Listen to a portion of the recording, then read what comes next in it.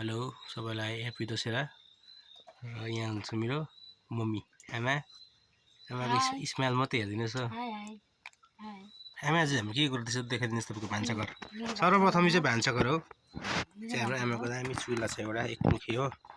यो उहिले पुस्तानी किस्ती हो। यो चाहिँ म भन्दा पनि ठुलो अरे मैले भन्नुभएको तर हावा जोतेकोलाई मलाई मोलाउनुको लागि। यहाँ चाहिँ छ उपर एउटा लेप्टा। माई गड सिङ्गुर हो यो सुँगुरको लेप्टा। यो छेत्रीले खाने सुँगुर हो। यसो नजिक नल्याए पनि हुन्छ। अब त्यो भित्र कराईभित्र चाहिँ के छ? पहिला कराईबाट सुरु गरौँ। ओह के हो आमा? यो कर्ची मर्ची कसले पनि खाएको छैन यत्तिकै छ। वाह फुरुरु आज यो चाहिँ अघि मनुले काटेको है यसरी मसिनो काटेको छ। एकदमै चक्कना चक्कना पारेको छ। कुकुरलाई खानु मन लागेको छ आउनुहोस्। यहाँबाट त देख्न सक्नुहुन्छ। इ ओ माई गड आमा यो के हो भन्नुहोस्? यो मासुहरू दसैँको मासु के हो?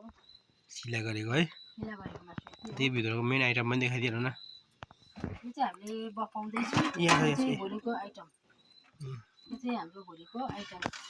ओह माई गड भोलि चाहिँ हामी एउटा सङ्गीत गाएको सम्बर्धना कार्यक्रम गर्नेछौँ यहाँभित्र हो। त्यो गर्दाखेरि चाहिँ आमा भोलि सबैलाई यहीँ निमन्त्रणा छ सबै सम्पूर्ण कार्यक्रमलाई। एक देशी मासुले पुग्छ जस्तो लाग्दैछ तपाईँलाई? यो एक देशी मासुले पुग्छ होला? पुग्छ नि।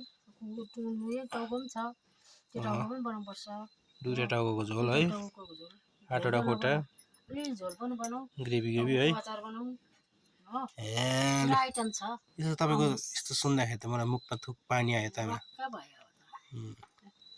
तिनवटा खसी काटेर चाहिँ यति छ हाम्रो घरमा चाहिँ लु फाल्ता फाल है जिमा। अफल तफल छ योपालि चाहिँ।